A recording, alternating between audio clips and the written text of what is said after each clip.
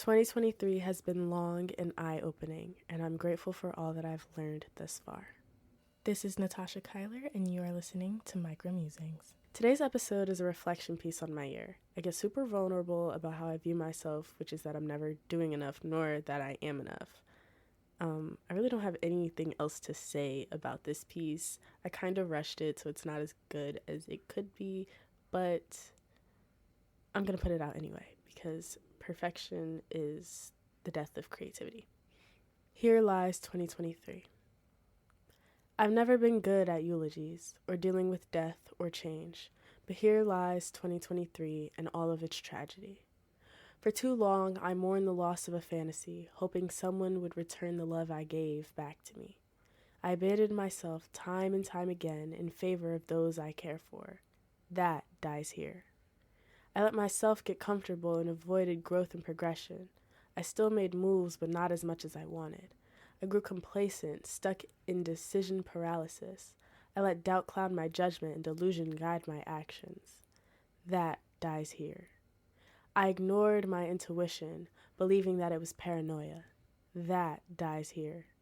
I promised to trust myself moving forward because my body moves first. She knows when to be on high alert, when someone isn't authentic in what I need. My body keeps score, remembering the damage I've taken, inflicted by others, and even worse, myself. But let's also acknowledge the good, something else I normally fail to do. I kept promises to myself and learned to reflect without deflection of blame. I embraced vulnerability and stepped into my authenticity. I allowed myself to be loved and loved without it being reciprocated. I let myself break into a million tiny little pieces and attempted to put myself back together. I acquired help, yet some only broke me down further, undoing what little progress I managed to make. I chased my goals only to be met with the realization that I was not ready for them yet. I cried a lot this year and will probably cry a little more. I hate that, but it's better than avoiding my feelings again. I overshared and still suffered in silence, but I'm trying not to do that. I'm working on being open and honest, which is partially why I started this podcast. I finally called myself a poet, and that wasn't until the middle of the year.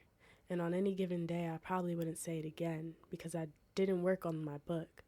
I haven't figured out how to face those ghosts yet. I hate that I don't have it all together, but that's perfectly normal and very human. I hate that I want to do all of the things, but there are only 24 hours in a day, and I'm doing my best.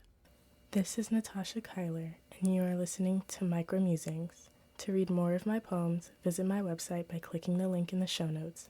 If you enjoyed today's episode, please feel free to share it, and if you enjoy the podcast overall, leave a 5-star rating. Please follow or subscribe wherever you listen to your podcast so you don't miss a single episode.